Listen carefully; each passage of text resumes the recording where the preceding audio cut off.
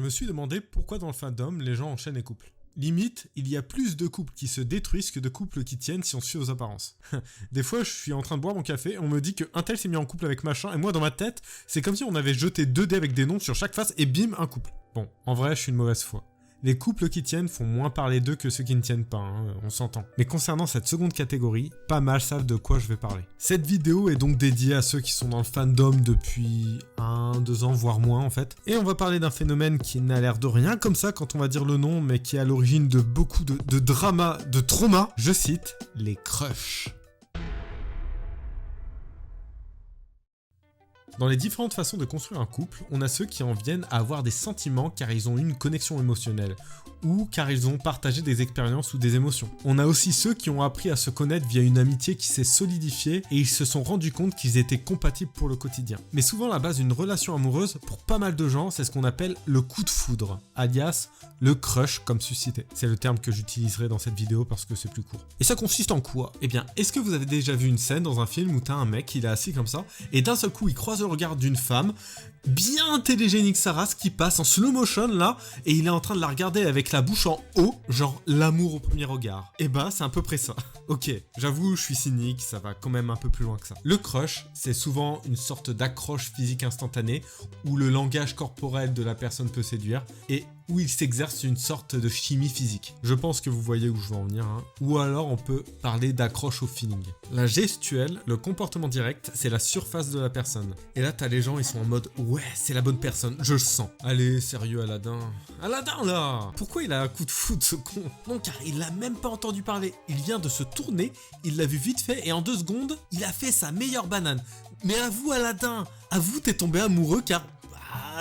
ce qui génère les sentiments, c'est ta libido, Aladdin. Et parfois, quand tu demandes à certaines personnes pourquoi tu as eu un coup de foudre, ils te répondront non sans poésie. Je l'ai senti, c'est elle est intelligente, elle est faite pour moi, ça se voit. Mais bon, c'est un peu du bullshit, c'est juste pour éviter de dire que t'as une putain de purge essence. Ils iraient bien à laisser la Barbie dans la chambre, là, wink wink, wink. Putain. Hors sujet, mais j'en peux plus du nombre de gens qui ont fait un gif bien spécifique d'Elvis qui fait un clin d'œil, c'est improbable. Mais enfin bon, dans la découverte d'une personne, il y a ce que l'on découvre sur le très court terme, à savoir le physique, le comportement en société avec la gestuelle, la voix, la première impression en gros. Et c'est les éléments qui initient le crush. Et ensuite nous avons ce que l'on découvre sur le court et moyen terme, à savoir le caractère de la personne, les principes pour ceux qui en ont, les objectifs de vie, la façon de penser, et c'est à ce moment-là que les couples se forment. Normalement.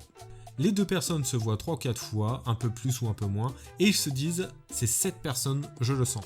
Je le sais au plus profond de moi. » De mon être, mon intuition ne me trompe jamais. J'ai détecté direct que c'était une bonne personne, que c'était la bonne personne avec qui j'ai envie de passer all my life. Cependant, j'aurais tendance à dire que parfois, il serait mieux d'attendre de vraiment connaître la personne avant d'aller plus loin. D'attendre de le découvrir sur le long terme. Vous y découvrirez la personne qui n'a rien à prouver, habituée à vous, possiblement en confiance. Vous apprendrez plus sur son passé, vous en apprendrez plus sur vos projets futurs et leur compatibilité. Vous apprendrez aussi s'il n'y a pas des incompatibilités sur le long terme, des trucs qui vous énerve, que ça soit dans ses habitudes de vie ou dans sa façon de penser profonde, et c'est ce qui a tendance à être zappé à ceux qui se laissent aller au crush. Et c'est normal, je ne vous en veux pas, car quand vous avez un crush, un feeling puissant, vous aurez du mal à faire preuve de patience, car vous avez peur que l'autre aille voir ailleurs, et vous aurez donc peur de louper une opportunité. Vous êtes aussi pressé de découvrir l'avenir merveilleux qui vous est réservé si vous êtes en couple avec la personne désirée, et du coup, par peur ou par désir, ou par d'autres raisons, car je ne vais pas toutes les énumérer, vous vous mettez en couple avec la dite personne sans prendre le temps de la découvrir sur le long terme. De toute façon, ne vous le reprochez pas si vous l'avez déjà vécu, c'est un process normal et la majorité des relations,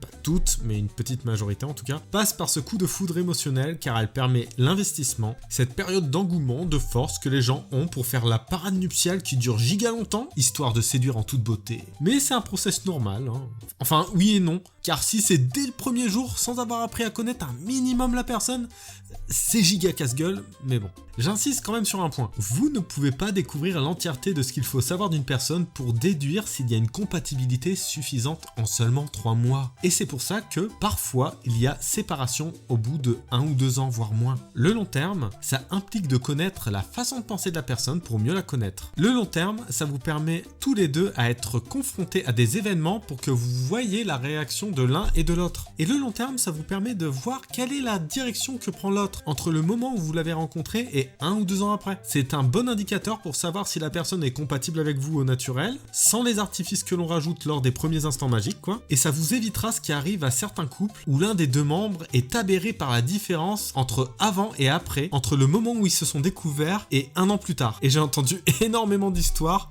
où des gens disent au début il était parfait et c'est devenu un véritable étron. Le crush, c'est une pulsion qui permet à 2 personnes d'apprendre à se connaître, d'aller plus loin et techniquement il n'y a pas de mal à ça, à part si c'est totalement anarchique et incontrôlé et que ça débouche sur une déclaration d'amour, sur un coup de tête à 2h du mat lors d'une convention.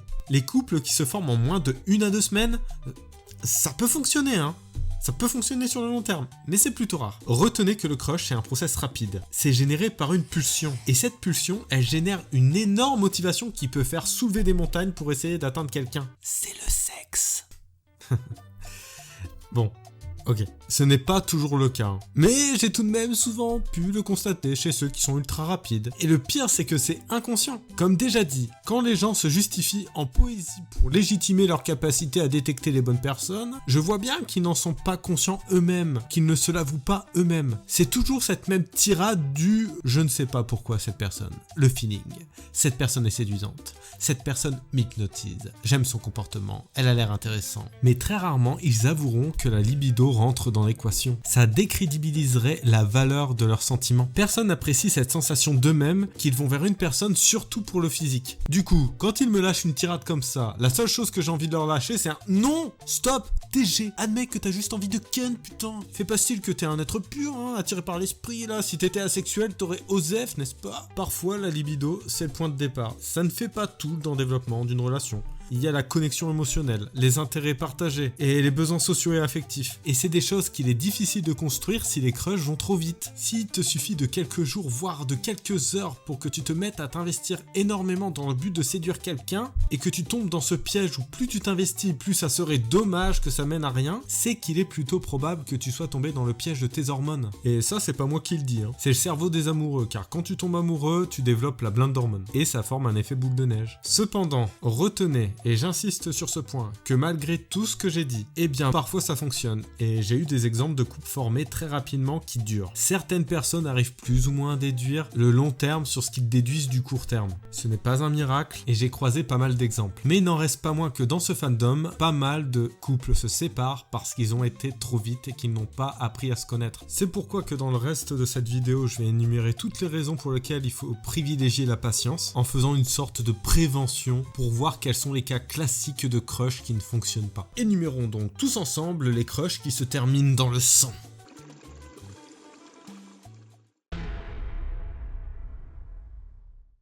Cas numéro 1. Je vais vous raconter l'histoire de Bernard Renard qui a un crush sur Martin Poisson. On énumérera, grâce à eux, un exemple de mon explication précédente. Donc, Bernard Renard a été séduit bien entendu par la gestuelle, bien entendu par le comportement direct, le feeling. Pour ne pas citer le simple fait que c'est sa libido qui parle, il a un crush pulsionnel. Bon, soyons clairs, il a trouvé Martin Poisson canon. Et il se dit que c'est avec ce corps-là et avec ce comportement-là qu'il a envie de faire sa vie.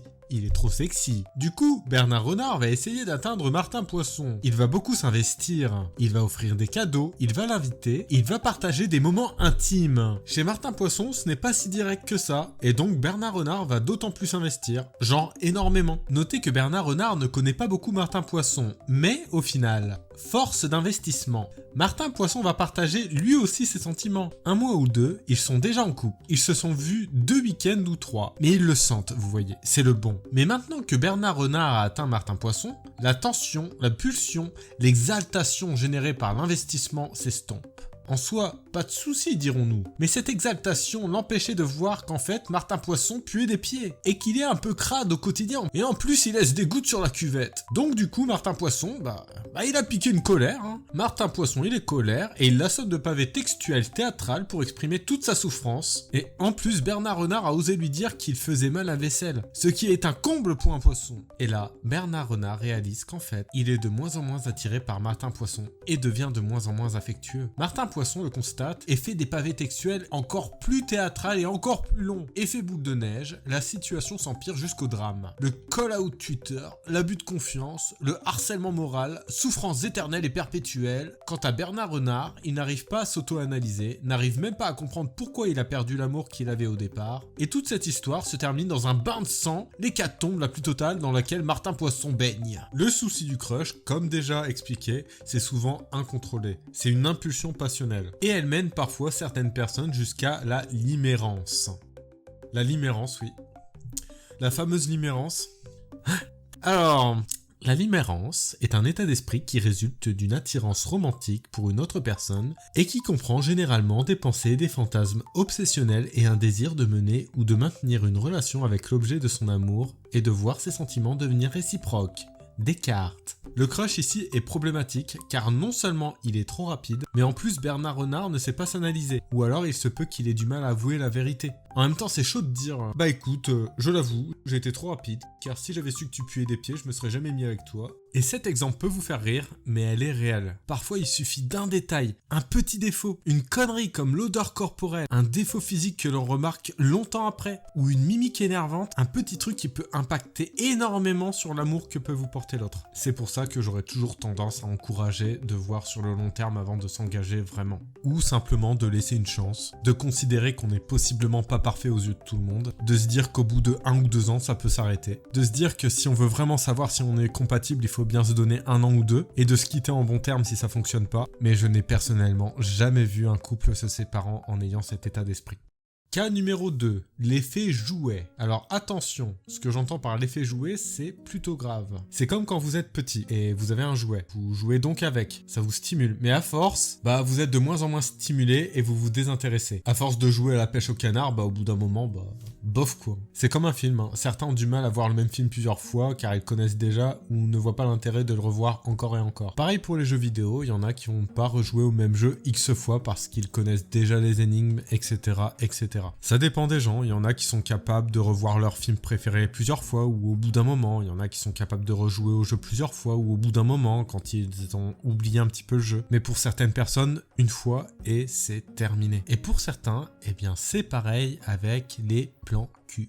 Il y a des gens qui sont attirés par la nouveauté. Ils aiment les nouvelles expériences, mais au bout d'un moment, ils se lassent. Et c'est vraiment giga hard. Ils sont soumis, malgré eux, à leur propre sexualité problématique. Alors, je ne vous accuserai pas, ceux qui sont comme ça, parce que techniquement, personne ne choisit sa sexualité d'une manière ou d'une autre, hein. Mais par contre, il est très utile de s'en rendre compte. C'est une manière d'être attiré par les gens qui peut faire giga mal, et c'est pour ça que je fais cette vidéo, ma foi. Comme beaucoup de gens, dès qu'ils voient quelqu'un qui les attire, ils éprouvent les mêmes sentiments qu'un crush et s'engouffrent dans une relation. Puis, ils se désintéressent. Et là, on en revient à l'exemple numéro 1. Soit ils n'arrivent pas à se comprendre eux-mêmes, car s'auto-analyser est difficile pour certaines personnes, ou alors parce que c'est difficile d'admettre que son intérêt c'est le sexe et qu'en plus il s'estompe après avoir consommé l'autre comme un jouet, dont on peut se lasser après quelques utilisations. C'est vrai, c'est chaud. Je ne sais pas si ça vous surprend ou si ça vous effraie, mais c'est plutôt courant. Du coup, pour eux, c'est comme la pêche au canard. Ils y jouent 2-3 fois, puis après, ils ont plus envie. Ils ont envie d'autres expériences, ils ont envie de tester d'autres trucs. Ils veulent jouer au baby-foot, puis au bout d'un moment, ils ont envie de jouer au billard. Ils ont envie de croiser la route de d'autres personnes. Et putain, merci Imagine Creator, c'est giga creepy, comme je voulais, merci. Mais en gros, c'est horrible. C'est horrible pour les autres et c'est horrible de s'avouer ça aussi. À tel point qu'ils n'osent pas se l'avouer réellement, qu'ils se mentent à eux-mêmes et enchaînent les crushs sans comprendre pourquoi ils n'arrivent pas à se fixer sur une personne réellement. Vas-y go, va t'avouer à toi-même que tu consommes les gens ainsi en mode bon c'est bon, j'ai fait le tour, tu peux disposer. Une dernière fois mon derrière. Il est à côté de mes valises. Ça arrive souvent à ceux qui, d'une manière ou d'une autre, sont incapables de développer une relation complice car trop instables ou sont incapables de faire confiance, mais ça c'est une autre histoire et on évitera de s'égarer.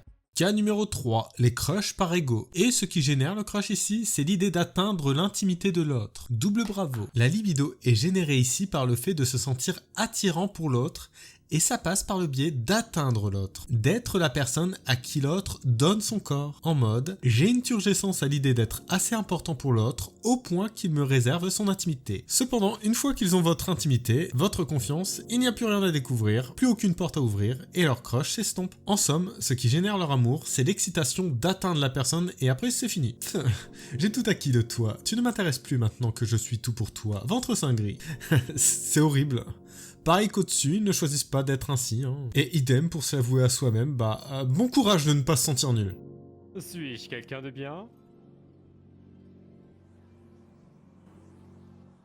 Cas numéro 4, les endeuillés. Alors là, c'est triste et je ne leur en veux pas forcément. Il est courant qu'une personne qui subisse un deuil puisse chercher à combler un vide en entamant une autre relation rapidement. Grossière erreur. Vous allez trop vite sans connaître la personne. Vous entamez la relation avec en général quelqu'un qui vous a aidé et vous finissez par regretter une fois le deuil de votre première relation faite. Vous vous foutez dans une seconde merde alors que vous venez de vous sortir de la première. Par ailleurs, dans pas mal de cas, celui qui vous a aidé était amoureux de vous à la base. Je ne vais pas extrapoler, je pense que vous n'avez pas besoin d'explications et que vous comprenez aussi ce phénomène. Juste, prenez-en conscience, faites attention à vous et surtout faites attention aux autres. Ne vous engagez pas trop vite. Cas numéro 5, la chasse aux nouveaux. Eux par contre...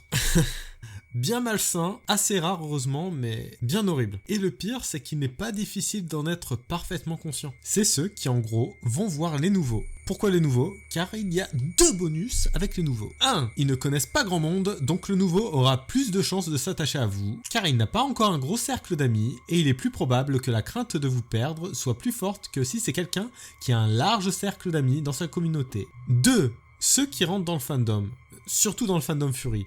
Ils n'ont pas l'habitude des coutumes Fury. Donc si vous êtes le premier à lui faire des câlins, voire à rentrer dans son intimité, voilà, il va tomber fou amoureux de vous, car vous lui donnez quelque chose qu'il n'a jamais reçu. En plus, parfois, dans ceux qui rentrent dans le Fury, nous avons des gens qui ont eu du mal socialement, qui ont été bullies à l'école, ou ont été isolés dans leur famille, et là, bim, ils reçoivent de l'affection qu'ils n'ont jamais eue. Mais quelle charmante idée d'aller voir des nouveaux, dis donc. Et en général, c'est couplé avec un autre phénomène, hein. Car ceux qui sont nouveaux, ils sont jeunes, parfois un peu trop jeunes. Plus c'est jeune, plus c'est mignon, hein. En plus, ce sont des gens modulables, qui apprennent de vous, qui ne sont pas encore construits. Mais quelle opportunité. Alors ceux qui regardent cette vidéo et qui se reconnaissent dans cette description intimement, si vous intégrez ce message et que vous l'admettez, prenez conscience de quelque chose d'important. Si vous faites ça et que vous quittez la personne, ça ne sera pas un simple deuil amoureux, ni le deuil du premier amour non plus. Vous pouvez créer de véritables traumatismes. Combien de personnes j'ai vu devenir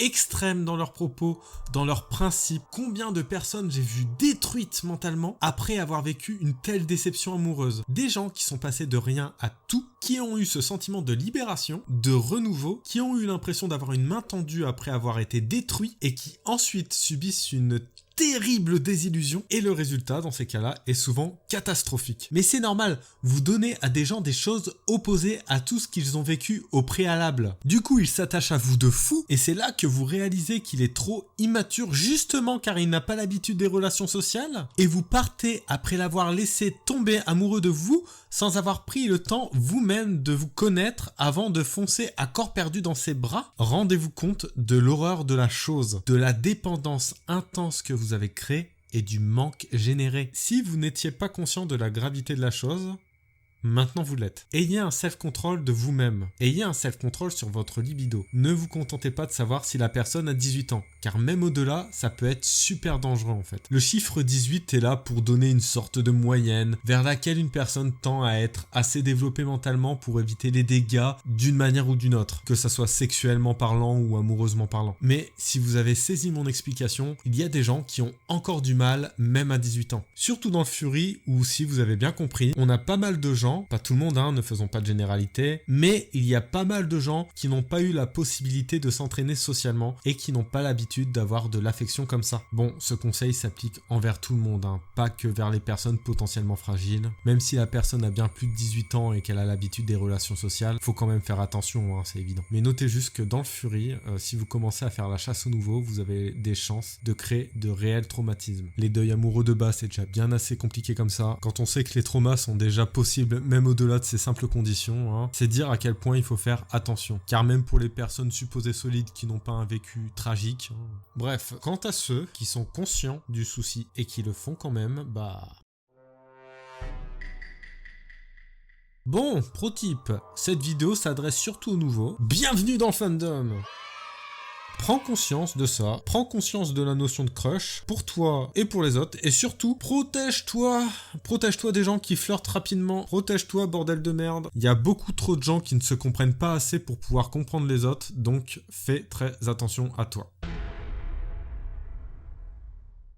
Bon, passons sur un sujet plus léger, les crushs mineurs. Ou plutôt, devrais-je dire, les coups de libido. Alors ceux-là sont complètement assumés. Hein. Vous savez, c'est ce moment où, bon, vous n'êtes pas amoureux, vous ne vous prédestinez pas à passer votre vie avec cette personne, mais vous irez bien au pieu avec, ou il est sexy quand même. Hein. Bon, en soi, vous êtes libre de faire ce que vous voulez tant que vous ne privez pas la liberté d'autrui, tant que vous ne faites pas de mal à autrui. Ok, bon. Parlons maintenant d'un effet positif des crushs mineurs. Votre libido vous aide à pardonner. Descartes. J'ai déjà vu des gens, genre, ils ne s'aiment pas, mais pas du tout. Soit ils ont un grief, soit ils ne s'aiment pas. Mais là, l'un des deux poste une photo sexy de lui. Et hop, la turgescence. En voiture tout le monde. L'autre vient vers le premier car il se délecterait bien de son majestueux appendice. J'ai vu ça tellement de fois, des gens qui, dans ce fandom, ils seraient restés seuls et détestés par la plupart, mais depuis qu'ils ont une fursuite et font des photos sexy, bah... Oui. Putain, les furies, c'est dégénéré. Bon, en vrai, c'est cool. Au final, c'est cool, hein. Puis ça pardonne sans trop d'explications, quoi. Pourquoi pas? Ça me fait penser à ce fameux biais de l'attractivité qui consiste à dire qu'on juge et pardonne plus facilement une personne que l'on estime comme physiquement plus attirante et qui amène à minimiser ou ignorer les défauts et les comportements négatifs des dites personnes. Bon, bah, faut voir les choses du côté positif, hein. Ça permet les réconciliations. Mais c'est tellement bête, putain. J'aurais aimé que vous puissiez pardonner car, je sais pas moi, les gens évoluent et vous êtes capable de vous dire qu'une personne peut s'améliorer, par exemple. Bon après c'est mieux que rien, hein. C'est nul mais c'est bien. Mais c'est nul, merde. Second cas, la libido semi-crush qui vous rend impatient. Descartes. Faut dire que c'est pratique de faire parler les morts. Si vous allez voir une personne, que vous ne connaissez rien d'autre que son corps, un rapide descriptif et que vous alliez direct dans ses kinks, très souvent ça instaurera une sorte de malaise inconsciemment qui réduit les chances d'avoir une suite. La première conversation, il y a de fortes chances qu'elle soit ok, hein. Vous vous rendrez orni mutuellement quoi. Il se peut que par la suite ça se passe bien, mais chez certaines personnes ça provoque un blocage. Parfois, il y a une sorte de pudeur qui s'installe, une sorte de peur d'engagement, ou alors une peur d'aller plus loin. Il y a comme une impression qu'il manque quelque chose. Chez certains, ça sera une impression d'être juste un morceau de chair envers l'autre. Chez d'autres, il y aura un sentiment de regret. Enfin bref, ça a instauré une sorte de malaise. Si vous voulez aller explicitement vers l'intimité de la personne, le mieux c'est d'apprendre à la connaître au préalable, d'analyser si tout se passera bien, si ce n'est pas une personne instable, si vous vous entendez bien. Mais bon, quand vous allez sur votre appli, vous avez pas le temps, hein. Vous êtes à 2 doigts de l'orgasme, hein, je comprends bien. Mais juste un détail mineur, un réflexe que, je sais pas, très peu de personnes ont. Si vous ne connaissez pas la personne et que rien n'est indiqué nulle part, demandez-lui s'il est en couple, putain. Le crush de type libido là, ça désinhibe en 2 secondes. Ça déchire ses vêtements par la pensée tellement c'est chaud. En gros, bon déjà, ça fait giga chier, car si vous êtes en couple et qu'il y a des limites dans votre couple, vous devez les dire direct. Et si vous ne connaissez pas vos limites, demandez-les à votre conjoint, mais c'est super rare que ça s'informe. J'ai vu ça tellement de fois, des non-dits, parce que des gens sont motivés par la force de leur libido, de la pulsion sur l'instant, qu'ils en oublieraient presque certains détails à dire à leurs copains ou leurs copines. Ils en viennent à se chauffer sur internet avec une autre personne. Me concernant, avant que je mette mes messages de réticence, on venait vers moi et on me teasait régulièrement. On essayait de tâter le terrain, mais on ne me demandait jamais, quasi jamais par rapport à ma potentielle relation. C'était anecdotique visiblement. Ça n'existait pas. Évaporation intempestive. Je te trouve très sexy, accent circonflexe x15. Ça râle souvent sur ce sujet dans ce fandom. Ça me gonfle. Et là vous allez me dire c'est à l'autre d'informer s'il est en couple ou pas. Ne soyez pas de mauvaise foi. Ne faites pas semblant de ne pas être au courant que chez certaines personnes, la libido fait dépasser des limites. Certains ne se contrôlent pas. Alors prenez les devants. Demandez-le vous-même. Moi j'informe. Mais si on ne vous informe pas, demandez Demandez avant de vous engouffrer dans un problème insolvable à cause de votre libido incontrôlable en mode Hulk. Dans ce fandom, on a tellement l'habitude des couples ouverts qu'on baisse sa garde. Mais imaginez un peu faire pareil chez les normies. Vous serez massivement détruit. Je vous conseille de vous renseigner. Prenez le conseil si vous le voulez, car ce n'est pas l'autre qui vous donnera l'info et qui est donc tout aussi coupable. À moins que vous puissiez préférer ne pas y aller par quatre chemins et y aller de vos discussions grasses sans même prendre la peine de savoir si l'autre a envie d'entamer une conversation no safe for work. Vous risquez de vous prendre un vent ou pire. Moi perso, après avoir appris à connaître longuement, je parle de ma situation. Je demande à l'autre et je m'informe auprès de son conjoint pour être certain de ne pas poser problème s'il y a une intention. Après tout, si le premier m'autorise à parler à son conjoint, c'est qu'il n'y a rien à cacher et donc que le couple à qui vous vous adressez essaye. Si les deux du couple sont au courant, qu'ils sont en accord avec eux-mêmes et avec leur conjoint, c'est un couple qui se respecte et c'est un couple avec lequel il n'y aura aucun danger. Vous pouvez trouver que c'est un excès de zèle, mais croyez-moi que parfois ça vous épargnera bien des problèmes. Ça montrera par ailleurs que vous êtes quelqu'un de respectable et de stable. Vous mettrez l'autre à qui vous vous adressez en sécurité. Vous ferez de telle sorte qu'avec vous, il n'y aura jamais aucun problème, que tout le monde sera au courant de tout, qu'il n'y aura rien à cacher et vous imposerez le respect. De toute façon, il n'y a aucun problème à ce que vous informiez tout le monde. Vous ne voulez tromper personne, vous ne voulez pas créer de drama, vous ne voulez pas piquer le conjoint de quelqu'un, n'est-ce pas ? Voilà, vidéo plutôt courte sur un sujet sérieux en vrai. C'est con mais c'est un souci tellement majeur et c'est souvent causé parce que les gens ont du mal à s'analyser eux-mêmes et qu'ils sont soumis à leurs pulsions. Je suis amoureux.